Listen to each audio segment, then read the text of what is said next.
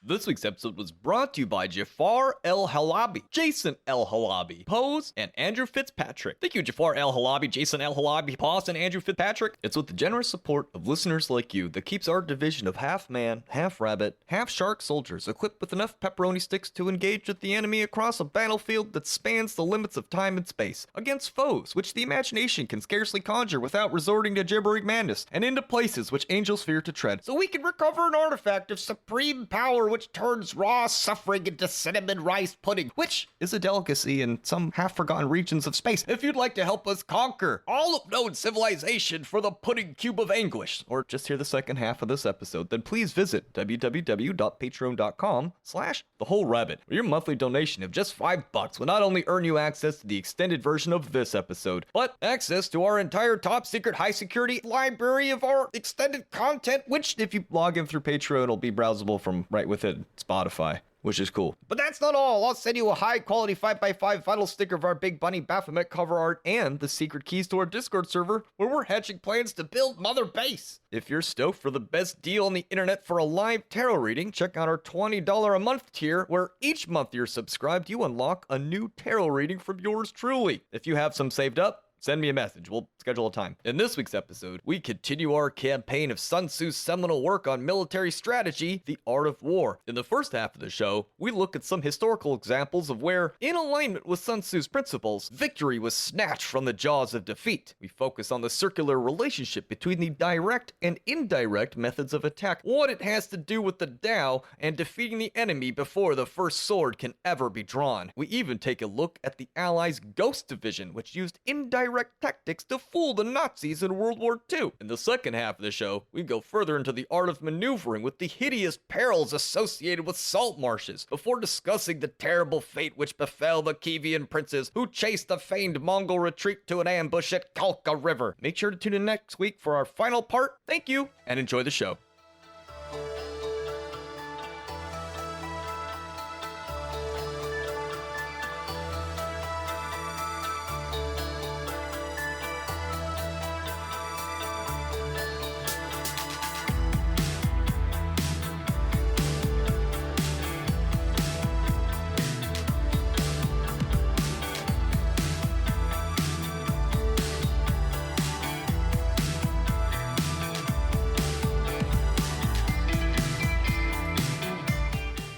I'm not a fan of Civil War jokes. I generally don't find them funny. My grandfather says he survived mustard gas and pepper sprays during war. I guess that makes him a seasoned veteran. My friend's grandfather, however, he killed 30 German planes during World War II. Planes? Yeah, he really was the worst mechanic the Luftwaffe ever had. I was gonna say, how do you kill a plane? Yeah. No one should have been surprised by the rise of the USSR after World War II. I mean, there were red flags everywhere. Of all the wars America has fought, winning the war on drugs has got to be the most impossible it's ever faced. I mean, I just struggled to tie my shoelaces on drugs. Hello, everybody, and welcome to The Whole Rabbit, where we don't just tell you how to defeat the enemy using hugs, forgiveness, and a cheese wheel. Nay, we conquer our foes by holding an unassailable position, equipped with loudspeakers pointed at the enemy camp, playing Phenomena by the Muppets at full volume on repeat until they go absolutely insane, light their camps on fire, and run screaming wildly into the swamp like gibbering, disgruntled banshees without ever attacking directly, because this week we're embarking on part 2 of our tour of the ancient Chinese Taoist-coded guidebook of how to win and look good doing it, Sun Tzu's Art of War. Part 2. Already said part 2? I'm your host, Luke Madrid, also known as Hack Rabbit. I'm joined this week by the heaven-born captain, Mari-sama. Be not afraid. The punishing pursuer of panicked people eaters, Malachor 5. I run with the hammer. And the space nymph made of lightning, Heka Astra. Hello. Now, listening to the Art of War audiobook while driving to and from work is peak dad vibes. It's like the modern equivalent of keeping the History Channel on the living room TV all day, even when you're out mowing the lawn. I can dig it. I got the Audible one, so it has one of the Games of Thrones people who's narrating it, and he has like a Scots kind of Irishy accent. I just listened to it on YouTube, and it was a chick reading it with some Chinese music, some traditional Chinese music in the background, and I was honestly distracted numerous times by the music. That's racist. No, it's not. Driving in traffic can sometimes look like people going to war. They're all in lines and ready to go. I mean, that's what driving on the freeway is, especially in a place like LA. You're all just in your chariots, and you could die at any moment. Yeah, and then there's like somebody breaking all the traffic rules, also listening to the Art of War, getting to where they got to go even faster than you. It's the way it is. That's the essence of warfare, is rapidity. Just don't take someone else's chariot and put your own flag or license plate on it. No, that's what you're supposed to do. We learned about that last episode. Oh, yeah. But that's illegal. Not in war, it's not. Not in ancient China. Speaking of which, this brings us, we arrive at chapter 4, Tactical Disposition. Sun Tzu said, the good fighters of old first put themselves beyond the possibility of defeat and then waited for the opportunity of defeating the enemy. This is like positive thinking. Well, if you want to win, first you have to not lose. You have to not lose really hard. I think it's also talking about a mindset of like being in a mindset of it being possible to win. Otherwise, you've already lost. 2. To secure ourselves against defeat lies in our own hands, but the opportunity of defeating the enemy is provided by the enemy himself. Okay, this is like riddle level knowledge, but it's very simple because it's just like positive thinking, you just said. Yeah, and like recognizing opportunities. Sometimes opportunities are exploitation of weaknesses. That's what this whole episode's going to be about. Now, to exemplify this point, I found the example of the Battle of Fei River, which occurred post-Warring States period between the Eastern Jin and former Qin. And as I said, this battle is a perfect example of what we're talking about. Now, the Qin general, Fu Jian, he led a massive army, claimed nearly 1 million, against the smaller Jin force under Ji An. Ji positioned his forces behind Fei River, appearing defensive and weak, with tight formations and natural barriers. Fu Jian, overconfident, sought to crush them quickly, ordering his vanguard across the river. Ji An's troops held their, quote, invincible stance, waiting as Qin's hasty advance faltered in the water. When Jin struck at the perfect moment, exploiting the chaos of Qin's disorganized crossing, the larger army panicked and routed. So it's like, because they got their pants caught around their ankles or their wee-wee stuck in the zipper with the river, like the bigger force had to run away. And so this is a good example of Sun Tzu's idea that you win by being unassailable until the enemy exposes a crack. Because if he had waited like longer, the superior force would have crossed the river and crushed him. But the enemy opened himself up for an attack. And so number 3, thus, a good fighter is able to secure himself against defeat, but cannot make certain of defeating the enemy. Hence the saying, one may know how to conquer without being able to do it. So it's one thing to know how to defeat the enemy, but it's another thing to pull it off. It also kind of emphasizes adaptability. You can have all the tactics in the world and not have the ability to make a strategy out of those tactics. Exactly. 5. Security against defeat implies defensive tactics. Ability to defeat the enemy means taking the offensive. 6. Standing on the defensive indicates insufficient strength. Attacking, a superabundance of strength. Now that's a fun word, superabundance. No spaces, no hyphens. It's like overabundance. Yeah, but it's super, like Superman. Superman sounds better than Overman. That's what they call him in Germany. 7. The general who is skilled in defense hides in the most secret recesses of the earth. He who is skilled in attack flashes forth from the uppermost tops of heaven. Thus, on the one hand, we have the ability to protect ourselves. On the other, a victory that is complete. All right, I have a very easy analogy to this in perspective. The ultimate strong person that's always got the strength is Superman, and then the master of tactics and strength and certain victory is Batman, striking from the heavens, from the shadows. Nobody even knows where the Batcave is. I think he's not praising one strategy over the other. He's just saying they both can win. Well, it's kind of also like the embodiment of heaven and how you conduct yourself. If you remember from last episode, heaven is related to the ever-changing environment around us, whether that's the weather, the stars. And so this is embracing the ever-changing aspects of things and being able to adapt and move with them, utilize them. He's basically saying, like, on your defense, you want to be like Helm's Deep. You want to be like impossibly impossible to siege or unset,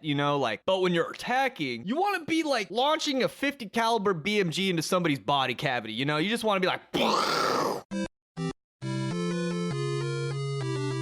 no chance. You know what I mean? Like a hot knife through butter. Like water following the path of least resistance. I was going to say like a tsunami down a river.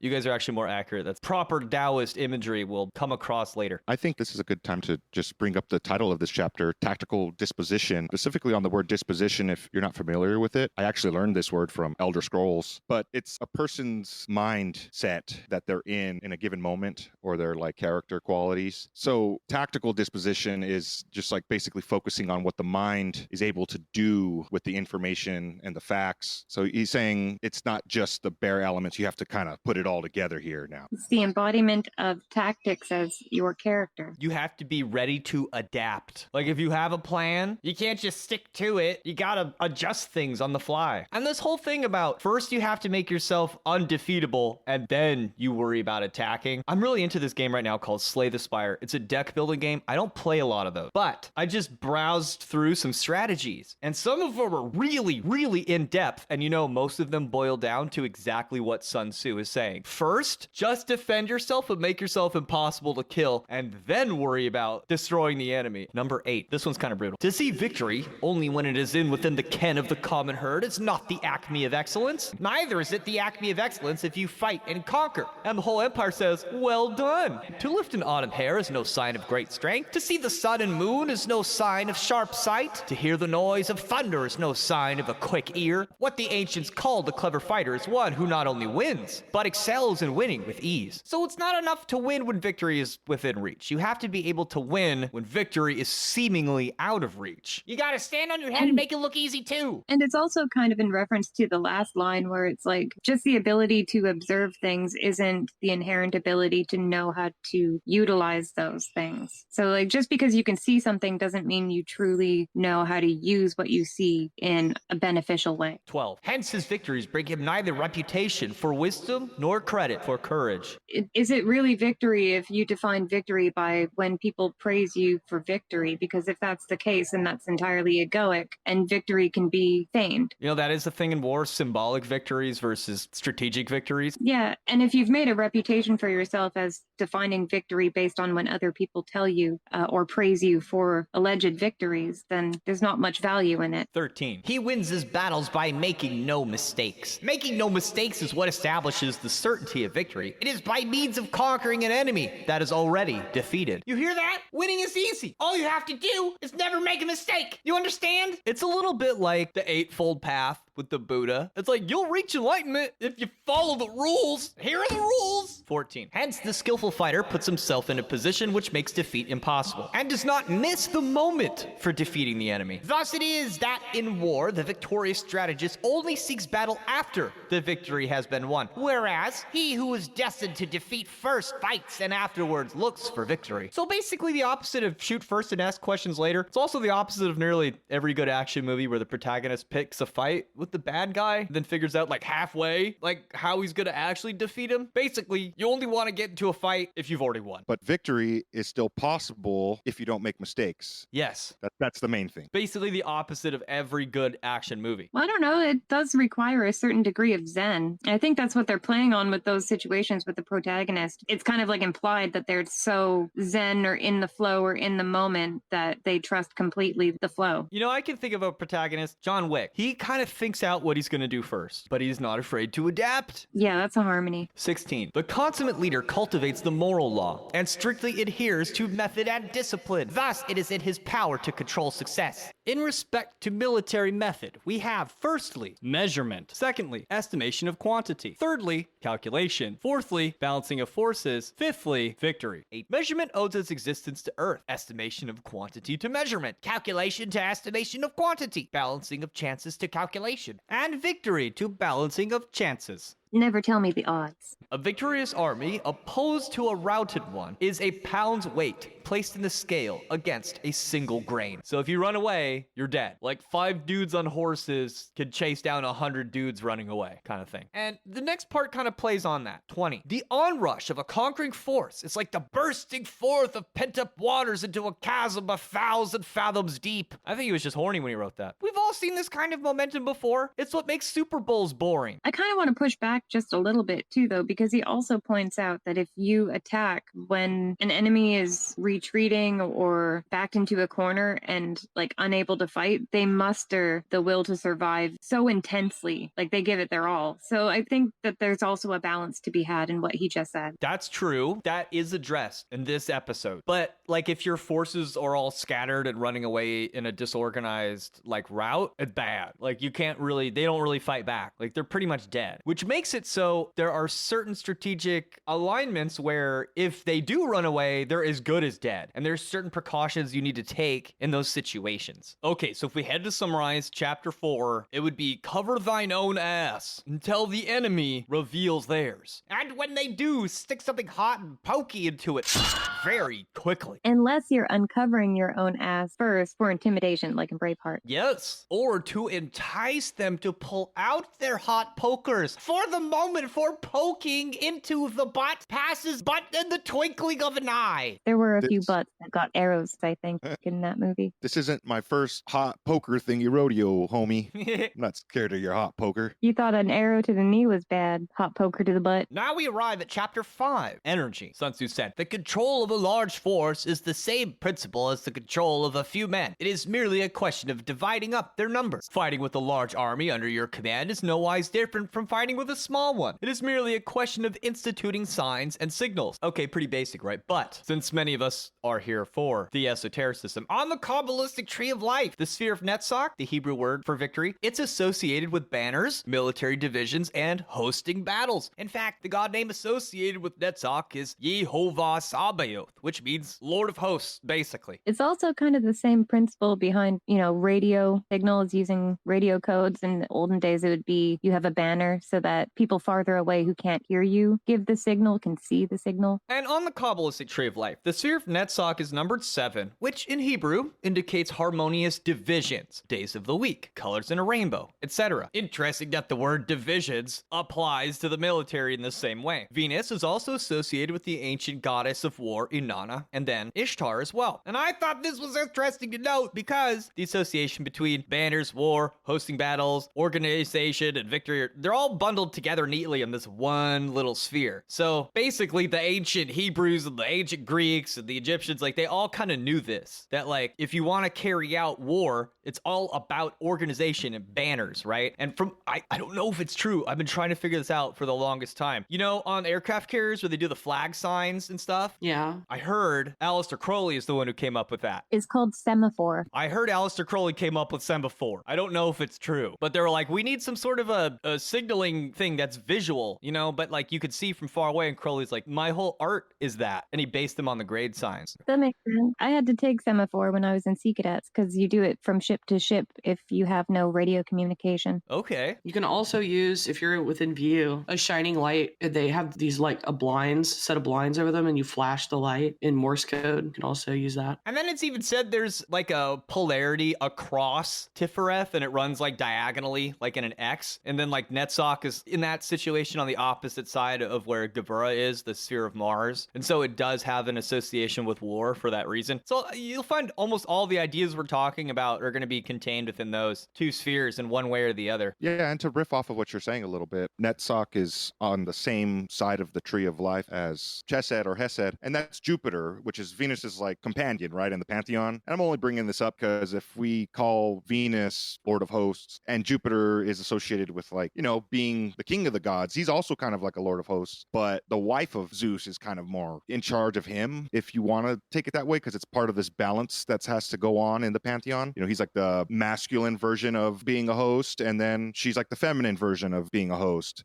I think that's kind of fun too because he's also associated with the lightning bolt, which is a combination of direct and indirect motions, right? And that's brought up later in the text as well. I think it wasn't the Judgment of Paris. It's Hera, the waifu of the King of the Gods, is I'll give you military prowess if you choose me. A similar idea here. Moving on. 3. To ensure that your whole host may withstand the brunt of the enemy's attack and remain unshaken. This is affected by maneuvers, direct and indirect. The impact of your army may be like a grindstone dashed against an egg. This is affected by the science of weak points and strong. That little blinking red spot on the boss? That's where you want to shoot him. You ever play a Legend of Zelda game? Well, there's lots of games that utilize that, but it just marks a weak point. I can think of a popular one right now. You gotta actually watch the monsters in Monster Hunter to kind of figure out where the weak points are. Very cool. But similar idea. In all fighting, direct method may be used for joining battle, but indirect methods will be needed in order to secure victory. Naturally, a direct method of fighting would be something like launching a missile, filing a lawsuit, or perhaps just punching somebody in the face. But then you got your indirect methods, which might support the given direct methods in the following ways. So in the case of the missile attack, so an indirect method would be making sure the guy watching the missile defense grid that day is likely to forget how to turn on the computer. Why? Because you kept the regular guy up all night long with Boba Dance Dance Revolution at the local karaoke bar, and Dale was called in to cover at the last minute, and everybody knows Dale is an idiot. In terms of the lawsuit, it depends, but I've been listening to a lot of Beyonce lately, so I imagine leaking photos of the weird stuff your husband does at parties might be considered an indirect method of attack. Or, let's say we may ask then, okay, well, what indirect methods could be applied to punching somebody in the face? Well, if the battle is symbolic, like over someone's honor, you could make sure that the punching happens while everybody is watching. If you know the enemy is a serious threat to your health, make sure you do it while the teachers are watching, or you have your friends around so they can pull you off of each other so you don't get your ass kicked, that kind of thing. You gotta have an indirect attack to go with the direct attack. I think there's also like a really simple way to look at this as well, and that's like with hunting. So if you're hunting, let's say a deer, a direct method is not just like the shooting of the deer, but like if you were to run at a deer and only use direct method and then try and shoot while you're running, you're not going to get the deer, right? So you have to use an indirect method alongside the direct method, or figure out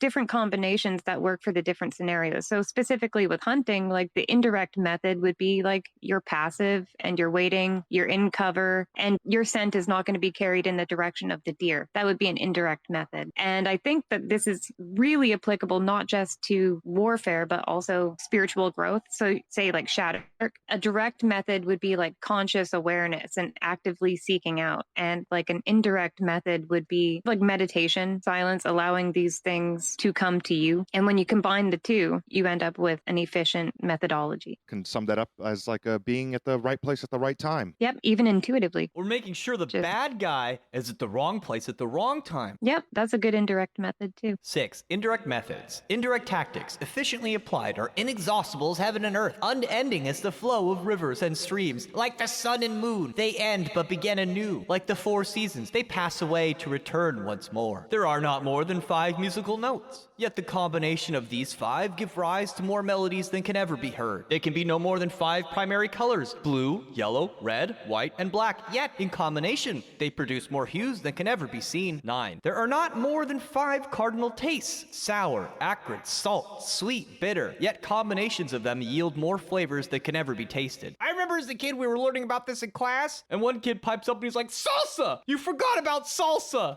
Capsaicin is just pain, so pain can be the 6th flavor. But now we're splitting hairs. 10. In battle, there are not more than 2 methods of attack: the direct and indirect. Yet these 2 in combination give rise to an endless series of maneuvers. The direct and indirect lead to each other in turn. It is like moving in a circle. You never come to an end. Who can exhaust the possibilities of their combination? It's fun to think of all the ways you can manipulate someone as being inexhaustible as heaven and earth. It's a very flowery way of saying that.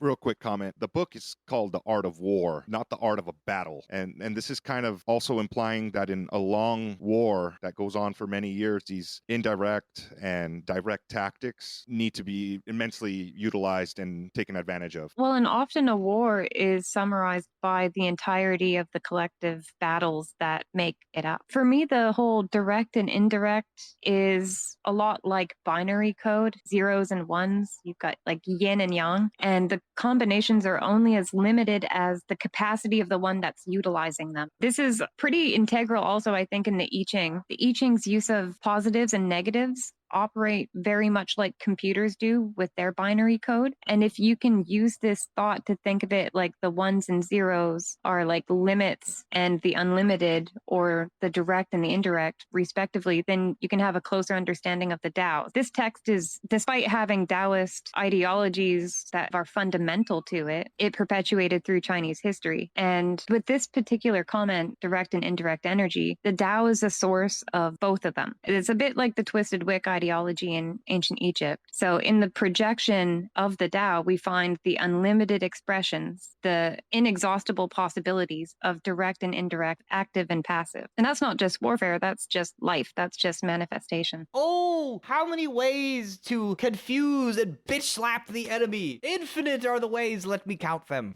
And then after this, Sun Tzu illustrates what a general who is tapped into the Tao is like. The onset of troops is like the rush of a torrent, which will roll stones along in its course. The quality of decision is like the well-timed swoop of a falcon, which enables it to strike and destroy its victim. Therefore, the good fighter will be terrible in his onset and prompt in his decision. Energy will be likened to the bending of a crossbow. Decision to the releasing of a trigger. Amid the turmoil and tumult of battle, there may be seeming disorder, and yet no real disorder at all. Amid confusion and chaos, your array may be without head or tail, yet it will be proof against defeat. Simulated disorder postulates perfect discipline. Simulated fear postulates courage. Simulated weakness postulates strength. So basically, a little bit of acting can be useful when it comes to camouflage as well. Feigning weakness in order to entice the enemy into an unguarded start will give you the upper hand without needing to hide behind bushes or cast invisibility spells. 18. Hiding order beneath the cloak of disorder is simply a question of subdivision. Concealing courage under a show of timidity presupposes a fund of latent energy. Masking strength with weakness is to be affected by tactical dispositions. Remember in John Wick how all the hobos are ninjas? It's like that. Another example, Ho Chi Minh might have somebody who looks like a civilian chuck a grenade into a rescue chopper. And Sun Tzu even brings up tactical dispositions again. He's saying you could show your ass to make them make their move, so you could then get them when they're vulnerable as well. That's how he's saying, like,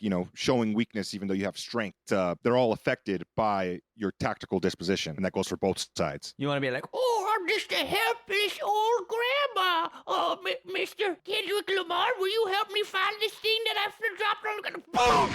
Boom! Boom! What now? What now? Damn. We just, give all the gangsters Sun Tzu's fucking masterpiece, and they all just start being sneaky. dude, that's why the CIA drops off a bunch of illegal guns at the train tracks. We're not talking about that. Anyway, 19. The one who is skillful at keeping the enemy on the move maintains deceitful appearances, according to which the enemy will act. He sacrifices something that the enemy may snatch at it. This was used in World War II by the Allies. They called it the Ghost Army. Ghost Army used, guess what? Inflatable tanks, trucks, and artillery made of rubber and fabric, along with sound effects, fake radio transmissions, and other illusions to simulate the presence of large military units. They deployed hundreds of these dubious decoys to trick German reconnaissance into believing the Allied forces were massing in certain areas, when in fact they were amassing elsewhere, diverting enemy attention and resources away from actual operations, leaving big fat weak points. A famous instance was during the lead up to the Rhine River crossing of 1945, where an inflatable M4 Sherman tank was used to deceive German forces about the true location of the 9th Army's advance. So they had big blow-up inflatable tanks. See, look at the picture. This is so cool. I never knew this. It's such a smart tactic, though. You would never think of it. It's just like a really creative solution. I mean, this is one reason that spy satellites have to use such high-definition imagery, because from what I understand, they used hundreds and hundreds and hundreds of these before D-Day, and it was like, to kind of throw them off. Like, they didn't know exactly where they were going to attack because they had so much troop movement, and some of it was BS. 20. By holding out baits, he keeps him on the march. Then, with a body of picked men, he lies in wait for him. Very Ho Chi Minh. 21. The clever combatant looks to the effect of combined energy and does not require too much from individuals. Hence, his ability to pick out the right men and utilize combined energy. You can't put too much on folks like 007 or Naked Snake or Bruce Willis. You can't rely entirely on psychic spies either, like Jim McMoneagle. He's finding strange artifacts on Mars these days, and he was one of the best military ever had. Even Rambo needs air support sometimes. You gotta have a balanced squad that's doing a bunch of direct and indirect stuff all at once. They gotta work together. You can't put it all on one person. Did you ever see Evangelion? What's the kid's name in Evangelion? Shinji? Shinji! The whole fucking world, the fate of all life on this planet rests on fucking Shinji? Really? Not a good type of planning on their behalf. I'm just saying. They need the art of war in the nerve center. 22. When he utilizes combined energy, his fighting men become as if it were like unto rolling logs or stone, for it is the nature of a log or stone to remain motionless on level ground and to move when on a slope. If four-cornered, to come to a standstill, but if round-shaped, to go rolling down. This is like way before Newton's third law of motion, but you know, the Chinese had it figured out. You know, scary it'd be if a log just stops rolling. It's a glitch in the matrix, son. 23. Thus the energy developed by good fighting men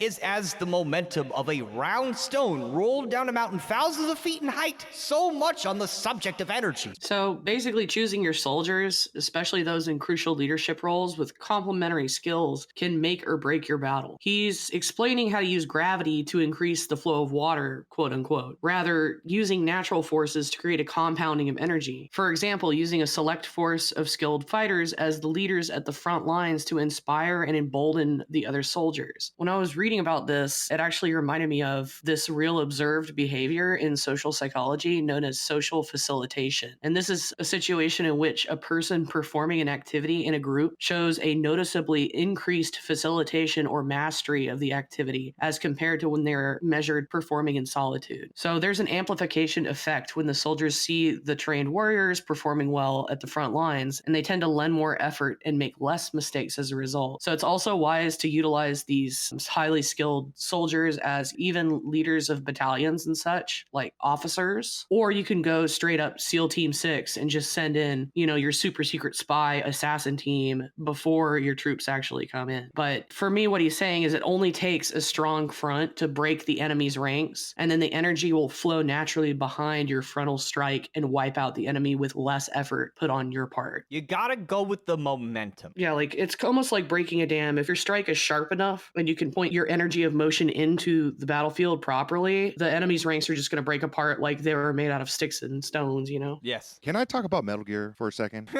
Always. Well, this is why Snake ends up making his own army and all the soldiers on Mother Base while they're single-handedly kidnapped by himself, the big boss, because of their skill. You know, you could even scan them and see how good they are at certain things and kidnap them and tell them, you're my soldier now. It's Kojima just applying this knowledge to just one element of his game. And the only difference here is that these mercenaries are like a loose group on their own and they're calling the shots. So there's no like emperor or like general calling the shots. It's like the skilled fighters are the leaders. Do you get the impression that Metal Gear Solid has always had these ideas in mind? Like when they say, oh, can love unfold on the battlefield? They are thinking about the battlefield in its extended sense. And because, you know, Snake and his enemies are always dealing with indirect attacks as much as they are the direct attacks. I mean, that's almost, it's an espionage thriller for that reason, is you get to take part in the indirect attack. Like the supremely indirect attack. We can't send an army in because they're the best. So we send in one man who is actually the best and gets the job done. And it's kind of amazing.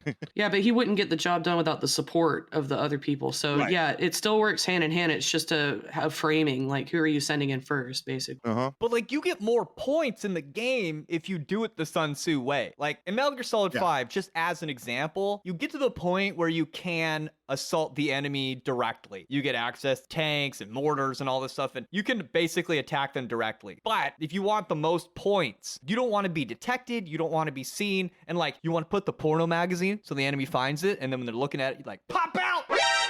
Hold them hostage, you know? So that would be the indirect method, be dropping the porno mag, right? And then the direct method would be putting the gun to their head. You know, the two work together. Chapter 6, Weak Points and Strong. 1. Sun Tzu said, whoever is first in the field and waits the coming of the enemy will be fresh for the fight. Whoever is second in the field and has to hasten to battle will arrive exhausted. I think this is why in the military there's always the tendency to hurry up and wait. I guess this is just the hallmark of being prepared. Have you ever showed up late for work? It's stressful, you know? It's better just to hurry up and wait, because when your enemy shows up, they're gonna be like, hold on, I have to tie my shoe first. This is present in Total War games, well, at least Rome Total War. As the battle goes on, right, the soldiers you sent in, they're either dead or getting tired, and then the ones you had in the back ranks, they're getting tired, so they won't be as effective on their first push. So tactically, you want to rotate your soldiers a little bit without them outright running away and getting slaughtered. That's one thing they included in HBO's miniseries, Rome. They show their battle battle tactics where when the Romans were fighting the Gauls, they would have a front line of troops. They'd be fighting with their gladiuses and shields. And then one of the officers, after about like 9 to 10 seconds, would blow their whistle. And then they would all rotate and the guys from the front would go in the back and get a drink of water. And then the people in the second row would go and they'd fight for 10 seconds. And then they'd rotate again. So the barbarians, is that wrong to call them barbarians? The Gauls are just like fighting until they die, right? But every time they're fighting a totally fresh Roman, you know, and that's how they conquer. Very Sun Tzu art of war. They probably got it from the Spartans. They got a lot of stuff from the Spartans. Except the Romans would stick their penis in women, and that's why they continued to exist. Is that what Kojima was getting at? You literally stare up Snake's butthole the whole time and stalk men. I mean, that's the game. And you steal sweet mixtapes. That's my favorite part. I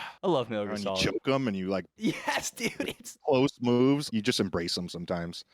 There is that subtext in the game, I swear to God, and it's amazing. Okay, this next one, though, I think any gamer would know this. Therefore, the clever combatant imposes his will on the enemy, but does not allow the enemy will to be imposed on him. And in so much as we can relate war to rhetoric, it reminds me of how back in the day they came up with the term death tax. So like the people that don't want the tax call it a death tax, and then you get the opponents to start using that same terminology. You're basically controlling the narrative. And the second your enemy starts using your terminology, you're now imposing your will on them. I think today they call it an inheritance tax for that same reason. But that's like an example from rhetoric. Basically, you want the enemy responding to you. You don't want to be responding to the enemy. You want them on the back foot. 3. By holding advantages out, he can cause the enemy to approach of his own accord, or by inflicting damage, he can make it impossible for the enemy to draw near. If the enemy is taking his ease, he can harass him. If he is well supplied with food, he can starve him out. If quietly encamped, he can force him to move. Basically, it's good practice to troll the shit out of the enemy and keep them frustrated. In terms of rhetoric, if you go on 4chan, that's what they call sliding a thread. You just like make it so they can't control the narrative of the thread and it goes somewhere else.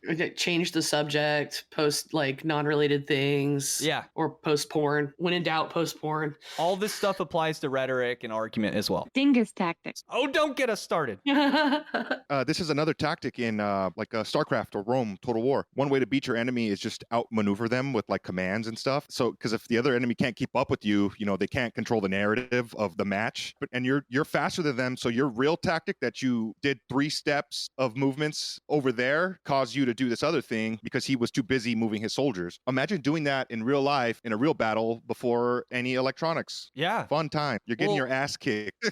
In StarCraft, it's basic because when you're a newbie, it happens to you. You're like, oh, this little tiny marine is bothering me. And then you're focusing all your intelligence on trying to stop this one little harassment. And meanwhile, while you're trying to stop this one little harassment, your enemy's like building up and building up and building up and building up. And it's like, you know, that one little marine has now become 20 or 30 marines. Meanwhile, you're not doing anything. That like Maronar, the magic card. I don't know magic. Maybe Malachor does know. Which one? Maronar, he's a rat. Oh, yeah. And it's on the upkeep of each turn. You get new rat tokens for however many rats are already in play. So it just kind of like self-propagates numbers. Perfect example. You're too busy dealing with rats to do anything else. 5. Appear at points which the enemy must hasten to defend. March swiftly to places where you are not expected. 6. An army may march great distances without distress if it marches through country where the enemy is not. You know, this reminds me of the Ho Chi Minh Trail, which famously snaked through Cambodia and made it so the Americans had to disobey international law to disrupt the prolific movement of troops through this area. Basically, it allowed the Viet Cong and the NVC to move unresisted. And I believe they used cloud seeding to deal with it. Like they made it rain artificially to flood the Ho Chi Minh Trail so they couldn't do that, which also is using the art of war because water, if used correctly, gives your forces great strength. It also flooded out. They had a bunch of underground tunnels, and so it would flood them out. And cloud seeding, that's would be a direct interaction with the heaven part of the 5 elements at play here. Yep. Yeah, think of that. We have weather manipulation now, which is a whole nother level on top of what Sun Tzu is saying. Yeah. Yeah,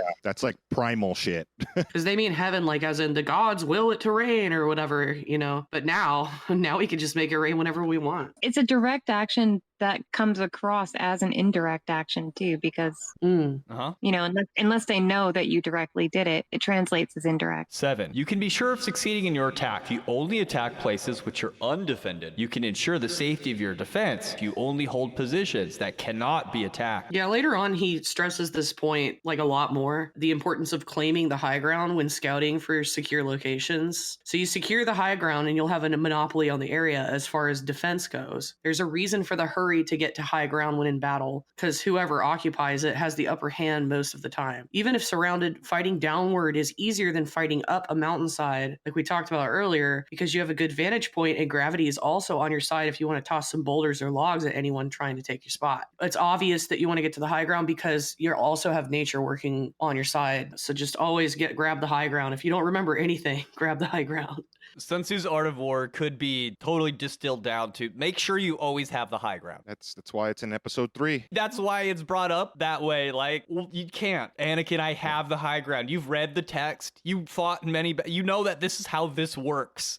Like, I automatically have the advantage, no matter what. Anakin's like, no! Got too emotional. 8. Hence, that general is skillful in attack whose opponent does not know what to defend. And he is skillful in defense whose opponent does not know what to attack. 9. O divine art of subtlety and secrecy. Through you, we learn to be invisible. Through you, inaudible. And hence, we can hold the enemy's fate in our hands. 10. You may advance and be absolutely irresistible. If you make for the enemy's weak points, you may retire and be safe from pursuit if your movements are more rapid than those of the enemy. 11. If we wish to fight, the enemy can be forced into an engagement even though he be sheltered behind a high rampart or a deep ditch. All we need do is attack some other place and he will be obliged to relieve. That's pretty clever, right? Like, well, we can't get him up there. We'll just pull him down somehow. 12. If we do not wish to fight, we can prevent the enemy from engaging us even though the lines of our encampment be merely traced up on the ground. All we need do is to throw some odd and unaccountable thing in his way. I have 2 examples. I know of one battle called the Battle of Bastogne, where the 101st Airborne Division under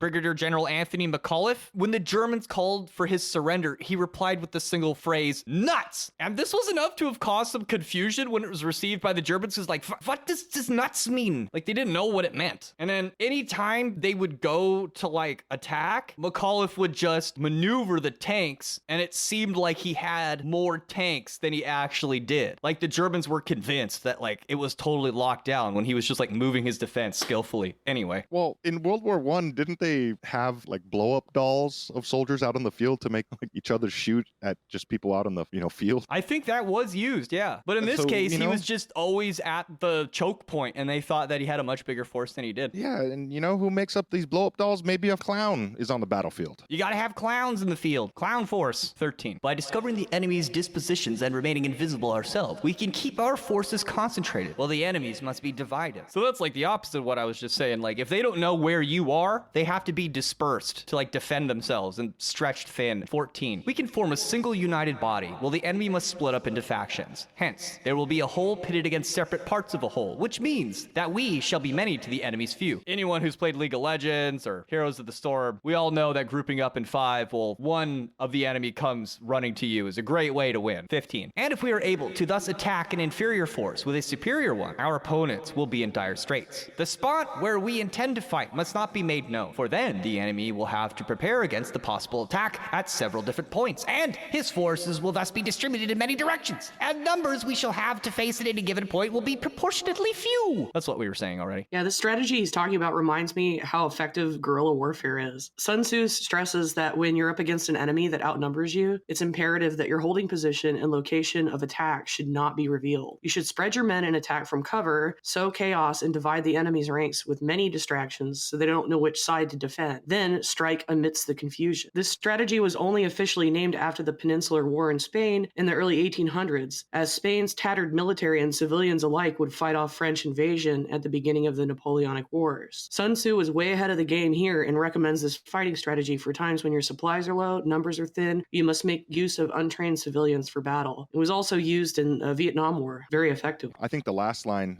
16 here, the numbers we shall have to face at any given point will be proportionately few. In some way, it kind of alludes to 300, the Battle of Thermopylae again. Their position and the number of soldiers they have is enough. Yes. It's like a very extreme version of what he's saying here, because ideally you want more numbers, but but they know they have enough if that other thing doesn't happen, right? Or if you can funnel the opposition into like a tight squeeze as they come in, and then defending is so much easier and you don't need to expend a bunch of people. Because then it's always 10v10, you know, Right. the battle line can only have that. So all of the rest of your army doesn't matter. So yeah. I can think of another game, Rainbow Six Siege, or any other siege game. Like if you're the defensive force, you have to like watch every door, every window. You have to account for all of that. But the invading force, they can all concentrate on one section. And so in theory, if they all like go in the same window, they run the risk of all getting killed by the smaller force. But they also have the advantage of everyone who's defending is spread apart, right? They may not be able to respond in time. It's very similar. 17. For should the enemy strengthen his van, he will weaken his rear. Should he strengthen his rear, he will weaken his van. Should he strengthen his left, he will weaken his right. Should he strengthen his right, he will weaken his left. If he sends reinforcement everywhere, he will everywhere be weak. 18. Numerical weakness comes from having to prepare against possible attack. Numerical strength from compelling our adversary to make these preparations against us. 18. Knowing the place and time of the coming battle, we may concentrate from the greatest distance in order to fight. Another battle this reminds me of is the Battle of Ericourt, which took place on September 18th, 29th in 1944. Now, this battle saw the U.S. 4th Armored Division's Combat Command A, led by Lieutenant Colonel Creighton Abrams, the guy they named the tank after. He defended a critical position near Ericourt, France, against a larger German Panzer division, where he was outnumbered and outgunned. He had roughly 40 to 50 M4 Shermans and M18 Hellcats, who held out against roughly 100 to 120 German tanks, including Panther Heavies, and the way they did it was that the Americans used superior maneuverability, ambushes, and combined arms tactics to triumph. The way this worked is that the U.S. defense wasn't static. By constantly maneuvering, using speed and terrain, Abrams ensured his forces didn't present a fixed target that the Germans could not effectively attack. When the fog lifted on the battlefield, they shifted to an open field supported by artillery and airstrike, maintaining a position, in attack sense, that the Germans couldn't overwhelm. This fluidity embodied Sun Tzu's idea of staying untouchable. But if neither time nor place be known, then the left wing will be impotent to succor the right equally impotent to succor the left, a van unable to relieve the rear, and the rear to support the van. How much more if the furthest portions of the army are anything under 100 li apart, and even the nearest are separated by several li? 21. Though according to my estimate, the soldiers of UA exceed our own in number, that shall advantage them nothing in the matter of victory. I say then that victory can be achieved. 22. Though the enemy be stronger in number, we may prevent him from fighting. Scheme as to discover his plans and the likelihood of their success. Rouse him and learn the principle of his activity or inactivity. Force him to reveal himself so as to find out his vulnerable spots. This is why the mafia bosses always get shot outside their favorite restaurant. This is why you gotta switch it up. Be like Sir Mix-a-Lot. Hit the drive-thru at Taco Bell every now and then. As the wise sage 50 Cent once said, in the hood they identify homies by their cars, so I switch up the whips and stay off the radar. Does that make sense? Yeah. You can't have the same routine all the time, or the enemy will figure it out. Duh. 24. Carefully compare the opposing army with your own, so that you may know where the strength is superabundant and where it is deficient. And Sun Tzu is saying, like, sizing up a man, sizing up an army is the same thing. The difference is Microsoft Excel. You just need spreadsheets. 25. In making tactical dispositions, the highest pitch you can attain is to conceal them. Conceal your disposition, and you will be safe from the prying of the subtlest spies, from the machinations of the wisest brains. This is also why you ought to be certain if you're riding in the whip, you ought to have tints, no cap, for real. If you don't want them ops peeping your baddie, or they finna sliding them DMs, dog. You know what I'm saying? No? Okay, that's fine. How victory may be produced for them out of the enemy's own tactics. That is what the multitude cannot comprehend. All men can see the tactics whereby I conquer, but what none can see is the strategy out of which victory is evolved. You can't see me! You can't see me! That's what rappers mean. That's what they mean. 28. Do not repeat the tactics which gained you one victory, but let your methods be regulated by the infinite variety of circumstances. Unless, of course, it infuriates your older brother, right? You just keep hitting him with the same attack over and over and over until he like slaps you and hits the reset button on the Super Nintendo. I've seen it happen a few times. This is like mutable energy. You're not building up an MO of like how you consistently do things. You're mutable and adaptive. Hard to guess. Yeah, flexible and dynamic. That's why an unbalanced video game is not fun. You want to have a game that's balanced, so there's more than one way to win. You know, you shouldn't have the same meta the whole time. So 29. Military tactics are like unto water. The water in its natural course runs away from high places and hastens downward. It's because of gravity. It's gravity. 30. So in war, the way to avoid what is strong is to strike at what is weak. Makes sense. 31. What shapes its course according to the nature of the ground over which it flows? I think it means the way is, as in like the Tao. Like the way is to avoid what is strong and also to strike at what is weak. Yes. 31. Water shapes its course according to the nature of the ground over which it flows. The soldier works out his victory in relation to the foe whom he is facing. Therefore, just as water retains no constant shape, so in warfare, there are no constant conditions. Yeah, I really love all the natural metaphors he's using, although I suppose it's Taoism shining through, but it really is that simple to just go with the flow. It's a super intuitive phrase that fits what Sun Tzu is trying to express perfectly. The water flow is always different depending on the environment, and so too is battle. It's kind of like how Bruce Lee says, be like water, my friend. You know, it's because water can crash and water can be still. It conforms to its environment. I said, empty your mind. Be formless, shapeless, like water. Now you put water into a cup, it becomes the cup. You put water into a bottle, it becomes the bottle. You put it in a teapot, it becomes the teapot. Now water can flow or it can crash.